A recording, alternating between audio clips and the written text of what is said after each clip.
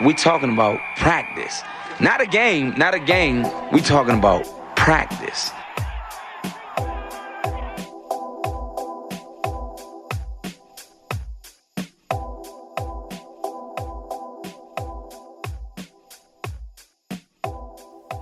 Welcome everyone, After Practice Podcast with myself, Lake Lewis. Happy times around the Washington, D.C. metropolitan area, the DMV as we like to call it here.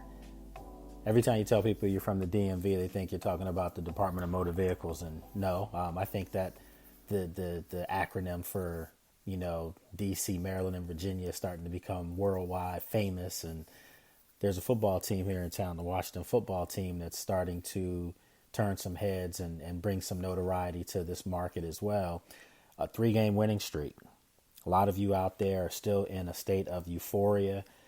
Ron Rivera himself, the head coach, said after Monday night's big win against the Pittsburgh Steelers in Heinz Field that there was a lot of, a euphoric feeling in the locker room after the game.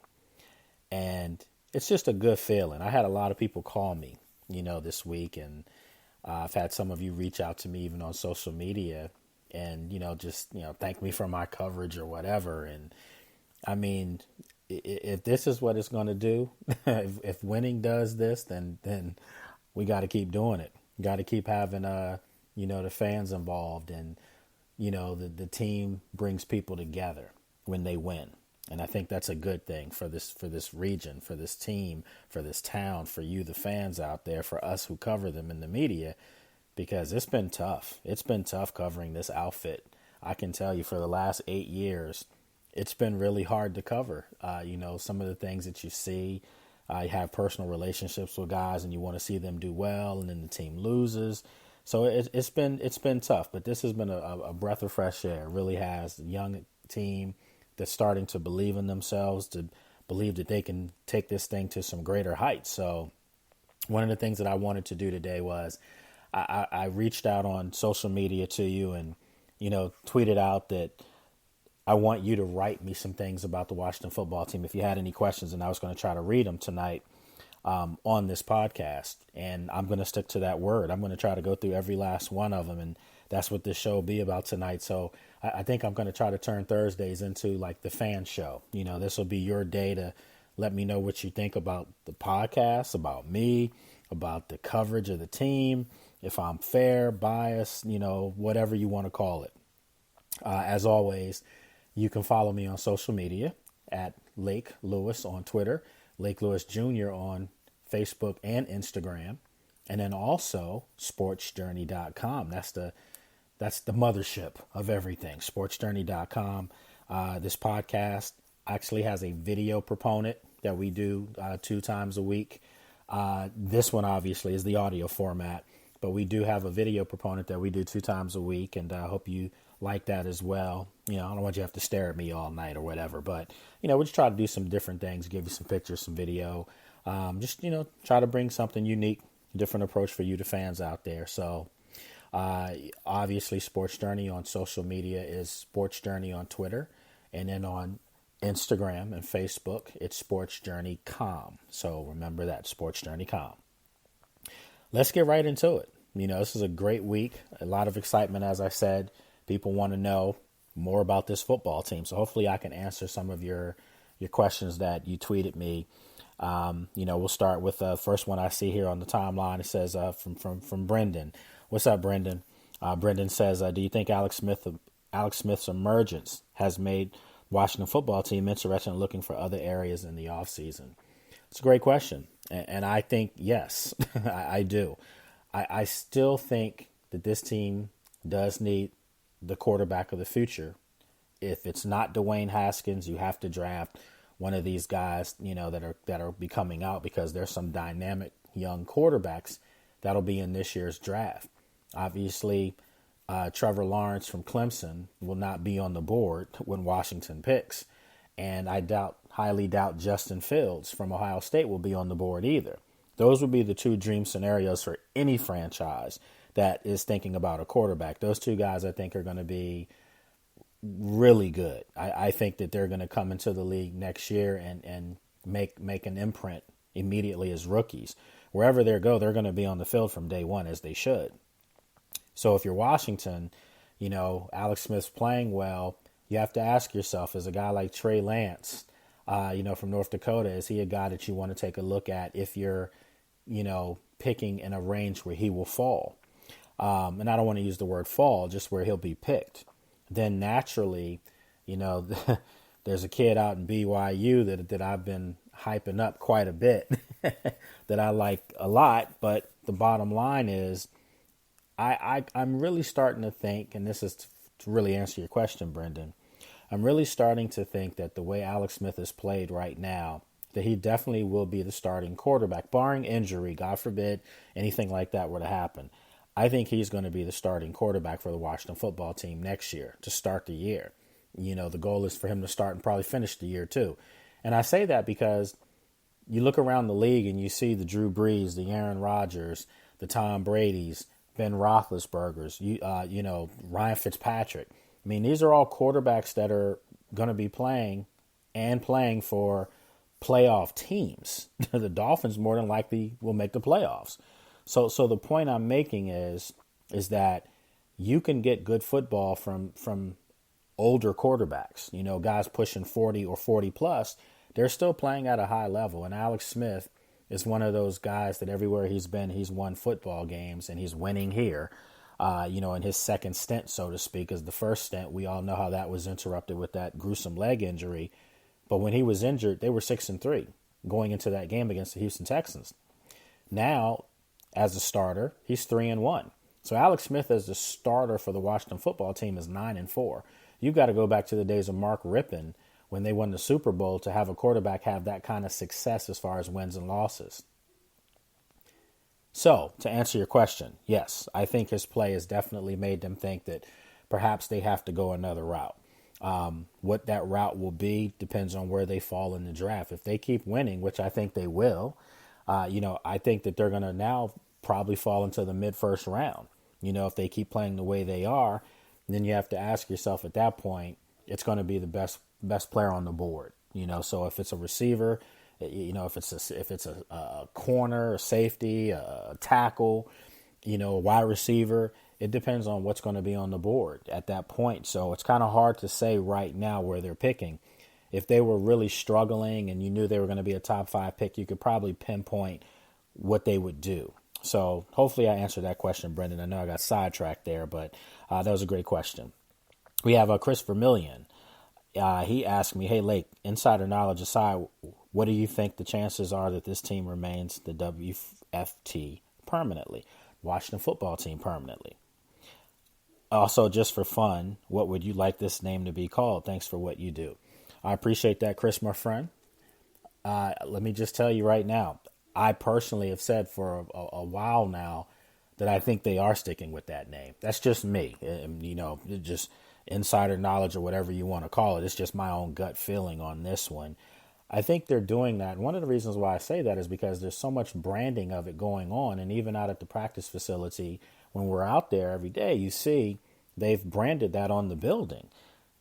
I don't know the answers to everything, but I know what. If you're trying to save money, you're not going to go through all this branding and painting and putting, things on all over the building and even the stadium, and just to remove it in a year or less.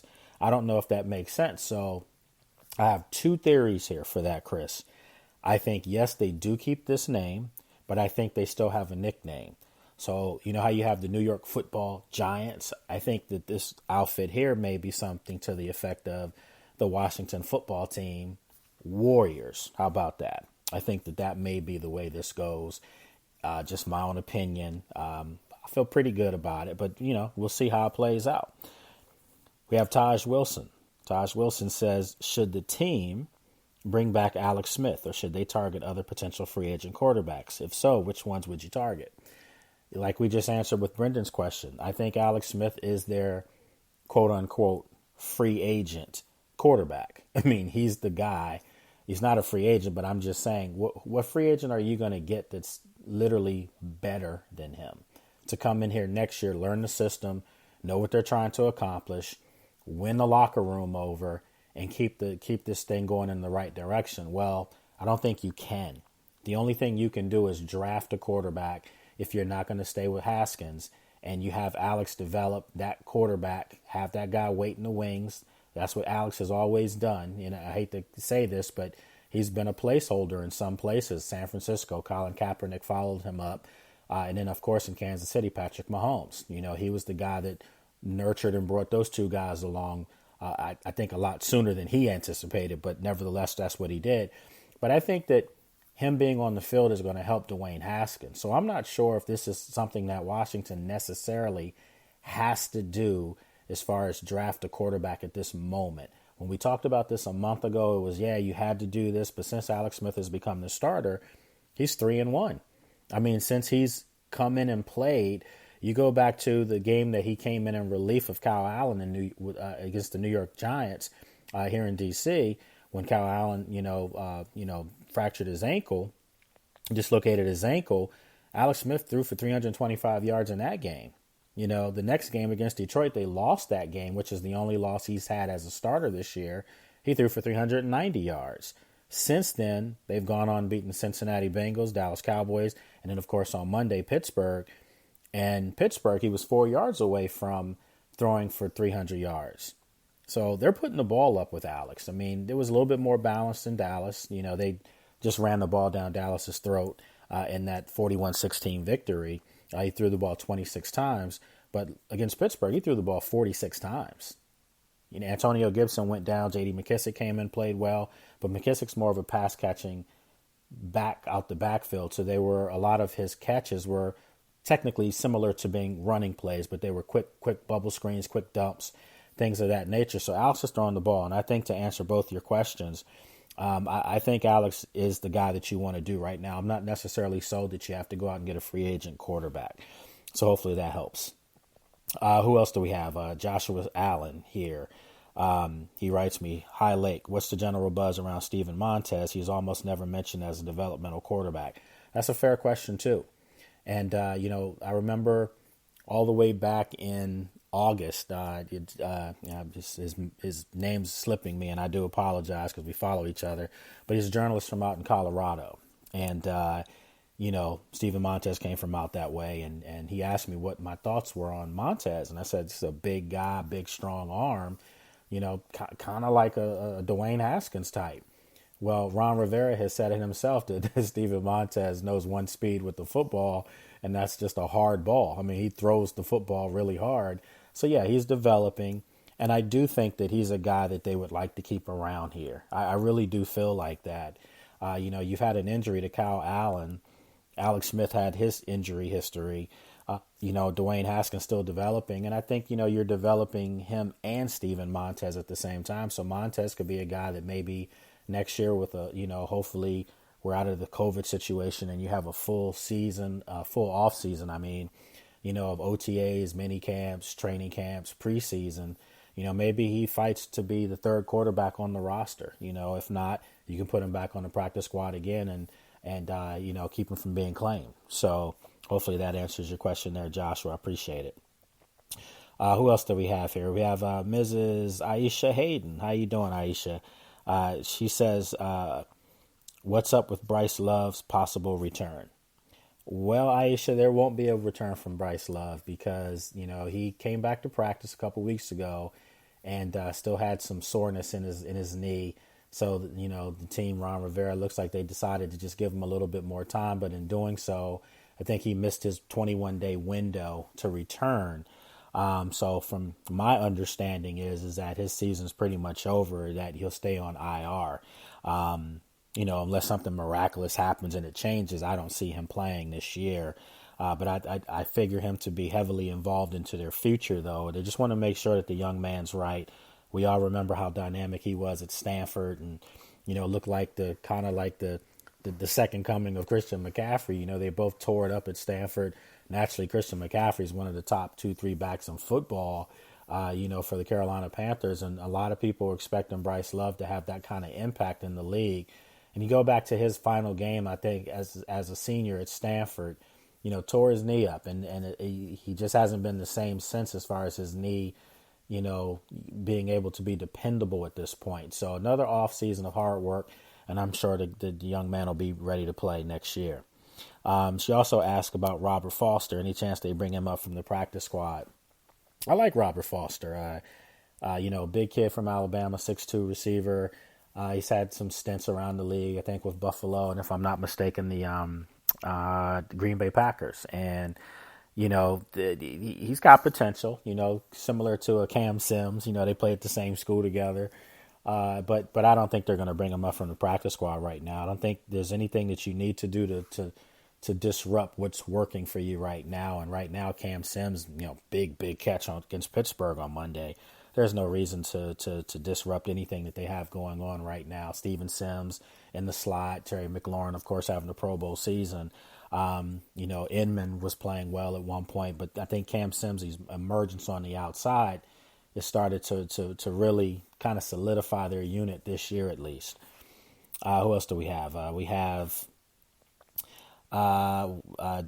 CRC, okay? All right, CRC says, when you sit back and evaluate the current roster and putting quarterbacks aside, what are the 3 areas in need of greatest improvement? That's a great question, too. These are all good questions. I appreciate this. It's tough to say because I've seen improvement in a lot of the units. I mean, naturally, I would say if you can upgrade your left tackle, Cornelius Lucas has played pretty well, as their left tackle. So I'm not going to knock him. David Sharp was there as well. I thought Morgan Moses played exceptionally well when they moved him over to left tackle. And I tease Morgan all the time about, he'll tell you, I've asked him this on several occasions, if the money's at left tackle, if you can move over there and stay there, would you do it? And, he kind of brushes it off, but I thought he played pretty well left tackle. If we didn't have these COVID restrictions, I would have probably gotten you a live answer from Morgan on this. So I'm going to have to seek Morgan out to get that answer on that thought. But yeah, if they could upgrade left tackle, I think that would be a move for them to make.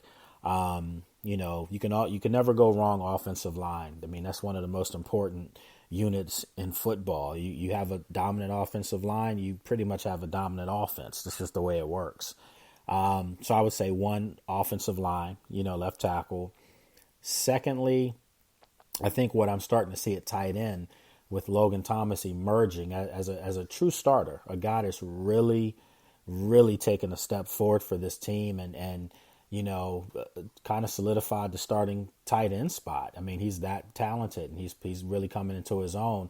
But I think behind him, I think there's some work that needs to be done. And again, I don't say these things to disparage another player or anything like that. Naturally, Jeremy Sprinkle does a lot of different things. Tamrick Hemingway is their 3rd tight end, and no one knows who that is. That's just the fact of the matter. So, yeah, I think if you can get another really good tight end and you have 2 tight ends now that kind of change the dynamic of your offense too, give you another weapon in the middle of the field. We saw what the Baltimore Ravens did last year with 2 tight ends. And now you can see why their offense has kind of sputtered just a little bit because Lamar Jackson's kind of taken a step back from his MVP season. He's still dominant, but not the offense isn't as fluid in Baltimore as it was last year, and that's because they don't have that second tight end. So, yeah, I would say for Washington, number 2, CRC, that would be a tight end position. And 3rd, it's a very good question. 3rd, I would probably have to be over at the linebacker position. I'm a big Cole Holcomb fan, always have been. I like him. I like Sean Dion Hamilton as well. And Bostic and Pierre Lewis haven't played poorly, but I do think that if you can upgrade that position, hey, I'm a Penn State guy. I'm a big Micah Parsons fan, so if he's a guy that might be around, perhaps maybe you take a look at him. Another athletic middle linebacker, him and Holcomb could be something special behind that defensive front. And remember, they're going to get back the guy that I think is their best interior lineman, Matt Ioannidis next year. I mean, my goodness gracious. Getting Matt Ioannidis back next year, folks, is going to almost be like if you had a first-round draft pick and you took a D tackle. So let's not forget how much better they will be when he's back in the lineup, and that's a scary thought for any opposing offensive coordinator. I mean, that's a scary thought to think that they'll be even better next year up front, getting Ioannidis back. Okay, so who else do we have here? I have a gentleman, CPRS is his name, and he says Khaleke Hudson, any good? I like Khaleke Hudson. Khaleke Hudson had a nice play Monday night against Pittsburgh. Had a chance to stuff a run. And, he's a guy that will come up and thump you. He's a guy that will come up and hit you. And, he's made his presence felt, obviously, this year as a rookie on special teams. But I think he's a guy that they like. And I think they like all their players on this roster that they pretty much had to evaluate on a short notice because of COVID. No training camp, no preseason games. Training camp this year, even though they technically had a training camp, it was just more or less just a conditioning, for a couple of weeks just to get familiar with some things. But this year has been, you play, you learn things about guys on the fly. So I think Khaleke Hudson is a guy that next year you'll see a little bit more from, and I think they like him quite a bit. Jeff asked me, does Gandy Golden see the field this year? What's the story on Bryce Love? Well, we answered Bryce Love. I don't think he's going to play this year. He won't get off of, he was off of IR, practice, but had soreness in his knee. They decided to shut him down again. So I don't think he's going to play. Gandy Golden, does he see the field this year? I mean, it's a good opportunity for him. I don't necessarily think that he will. And the reason why I say that is because, you have the other guys that they've brought in, Jeff Badditt, you have Isaiah Wright, these are guys that are in backup roles, and technically Cam Sims is in a backup role, but we all know that he's kind of moving Dontrell Inman over. I don't think that we're going to see a lot from Antonio Gandy Golden, but I think next year will be a year that you'll see him take those next strides going forward. I know there's a lot of potential with him, and they like him.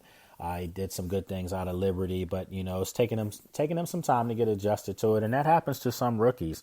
The NFL is a lot faster than college, and no offense to him because Liberty's having a really good year this year as well, but he's not coming from the SEC. He's not coming from the Big Ten. He's not coming from, the ACC, Pac-12, Big 12. I mean, this is, Liberty is a smaller school, so there's just been a little bit more of a learning curve as well. But that's not to take away from the young man's talent because he's definitely talented.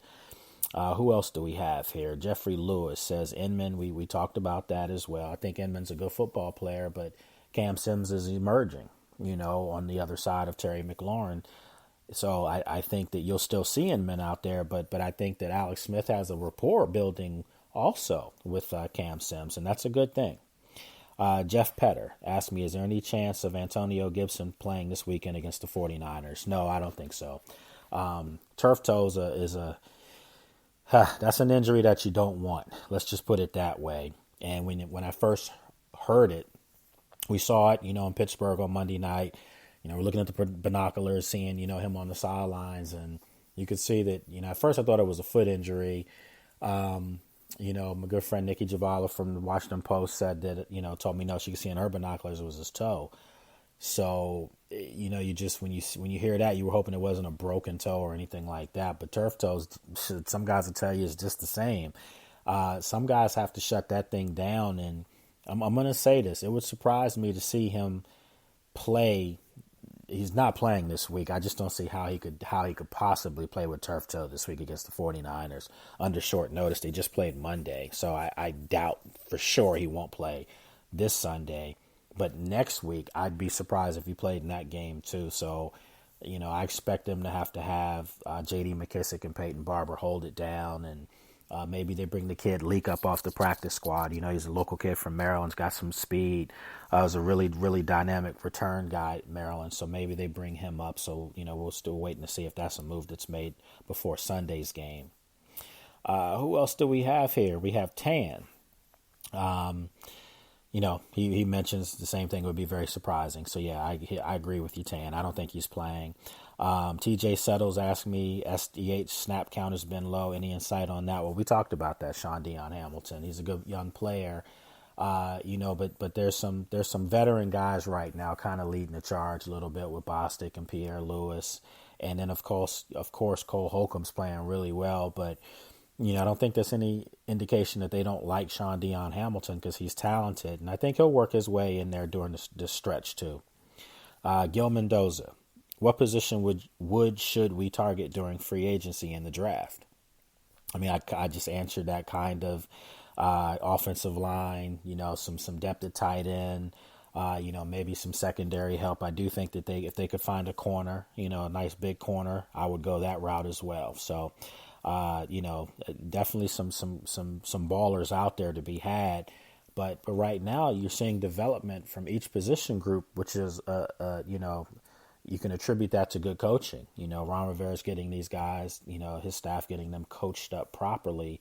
So it's going to be tricky to see what they do in the draft as far as free agency, because some of the moves we thought a couple months ago, maybe not, maybe don't need to happen at this point now. Okay. Real Nil asked me, do you see Dwayne on this team next season? Great question, Neil. That's a really good question. I would have said a month ago, absolutely no. No way, no how. He's gone. He's out of here. Now, yeah, I do. I actually think that, again, Alex Smith's your starting quarterback, and I think Dwayne Haskins will be his backup. I really feel like that. I feel like he's probably helped Dwayne more than we realize, even in the inside. We won't know. But for fans out there, you won't know either. But I think he's helped Dwayne quite a bit. So I think that those two guys will be here. And if let's just say they go on and win the division and make the playoffs and maybe still a playoff game, are you going to be upset if they tell you they're coming back with Alex as their starter and Dwayne as the backup? I think most fans would be able to live with that and be comfortable with that. So, no, I would not be surprised if that's the case next year. I think Dwayne will be back. Okay. Who else do we have? Oh, we've got quite a few. I'm going to have to speed through these. I still have a few minutes left in the podcast. Jason asked me, is wide receiver a position Washington targets in the draft if failing to hit on a veteran like Galladay? Cam Curl possibly moved to free with Landon is strong. Does Washington get new linebackers as Sean Dion Hamilton and KPO have had disappointing and mediocre years? Holcomb and Bostic are talented. Yeah, those are all great points. And, you guys are asking great questions. I'm kind of covering them in some of the other ones.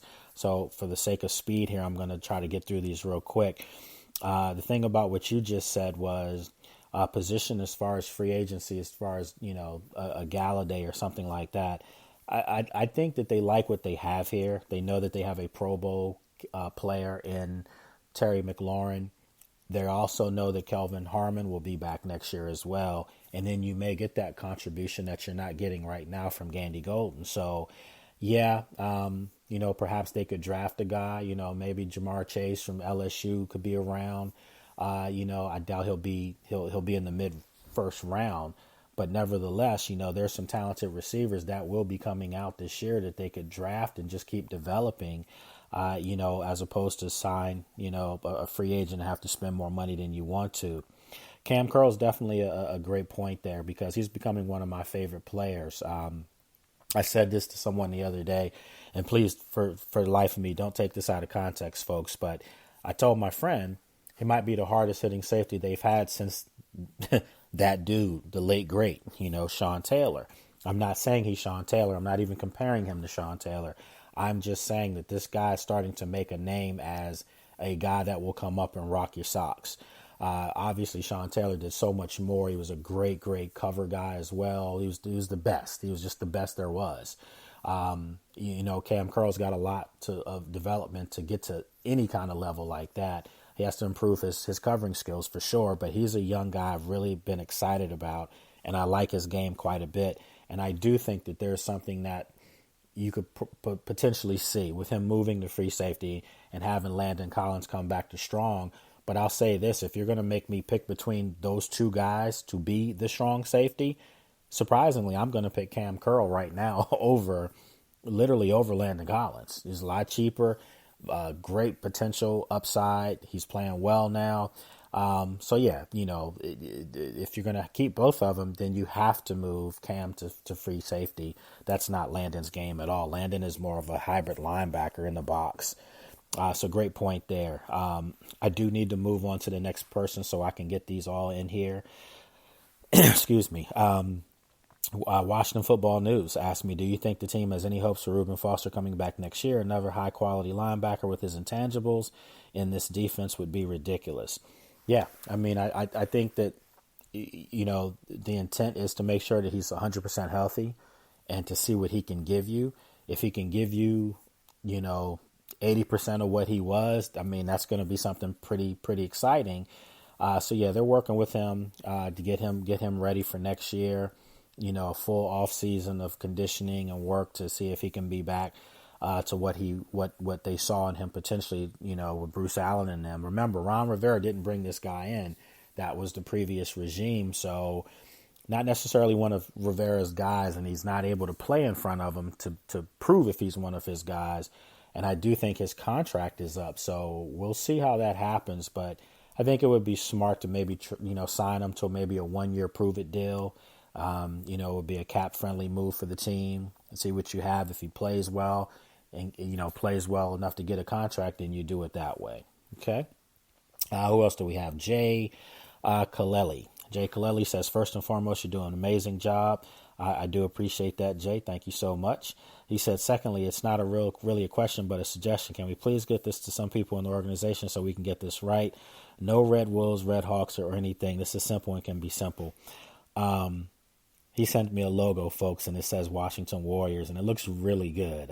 Jay, that's good work there, my friend. If you were listening when I started this, I actually said I think they keep the name the Washington Football Team, but I could see them going Washington Football Team and Warriors as the nickname and mascot. So we'll see how all that plays out. All right, good stuff, though. I'll see if I can get that over to someone. Who else do we have? And we got, one left, which is great. Murdoch Holiday says, what is the status and outlook of Bryce Love? Well, we answered that. I don't think he's playing this year. Pretty much will shut him down. Naturally, with the injury to Gibson, it's made everyone think about Bryce Love. And even I thought, man, Bryce Love would be perfect now to, fit back into the rotation. But, he practiced a couple weeks ago and, he just didn't, he was looking explosive. Ron Rivera said he showed speed, explosion, but then his knee started hurting again. And they, decided to kind of just shut him down. So I don't think he's going to play this year. I could be wrong, but I'm pretty positive he's not playing. All right. And had some people ask me, where can they find this podcast? Well, naturally, if you're listening to it, you've already gotten to it. But you can subscribe to this on pretty much all the major carriers, folks. I mean, it's on Apple Podcasts, Google Podcasts, Spotify, iHeartRadio, Deezer, you name it. Spreaker is the hub of all this. The good folks over there are doing great stuff with me. I appreciate it. We have a YouTube page for Sports Journey as well, where you can see the video proponent of this. So lots of things to follow. I don't want to bombard your timelines and your social media feeds with a bunch of subscription talk. But yeah, I definitely would appreciate it if you guys do keep subscribing. It's doing really well. We just went over 3,500 to be 37 and some change to be exact as far as listeners. So, I definitely appreciate that. And, we're going to try to keep it coming, between this, the coverage, the travel and doing things, my other TV stuff. It's hard to manage all, but, man, I tell you, it's exciting time. So I'm trying to do it all for you guys and just give you some good content. Remember, we got some great talented people at Sports Journey. They give you coverage of everything DC sports, and then also some national stuff, with DJ Bland and Jeff Little. But locally, Karita Parks does a great job. Bob Matthews doing a great job. Mike Gray doing a great job. Diane Cheesebro. So, we got my good friend, former old co-host on ESPN Radio in Florida, Sergio Rodriguez, is on with us, but he's up in New York, and he's a Cowboys fan. Can you go figure that? But yeah, when it comes to baseball coverage, Serge is phenomenal. He might be the best. I mean, he really knows it. He's also a coach up that way too. Coaches, oh my goodness, Serge, I can't think of his high school, but he's phenomenal. I mean, he knows his stuff. So when baseball season comes in play, you guys definitely have to make sure you're checking out his podcast, because he'll give you some great insight. So anyway, folks, we're going to wrap it up today. Just wanted to talk about this team, get your thoughts, try to answer your questions. Hopefully I did a good job for you, answering as many as I could. Some have come in since I've actually started this, so it was kind of hard to get everyone's question read. I hopefully I did as much as I could. Let me see. I got like 2-3 minutes to read a couple more. Someone asked me if we get a new name until 2022, will we at least get confirmation of 4 name choice finalists by next season? I think so. I think Jason Wright in the front office, they're doing a really good job of getting your insight on things. And I know that they're really looking at a lot of digital media formats and, so I think they will. I think they don't want to keep people hanging. They want to let people know what they're doing and where they're going with that. So they perhaps do that. So again, I'm not trying to speak for the team by any means. I am not paid by the Washington football team. I cover them, but I am not paid by them. So that's going to have to come out of their mouth. Okay. All right. So listen, folks, I do have to get ready to wrap this up. I'm almost at my 40-minute threshold here.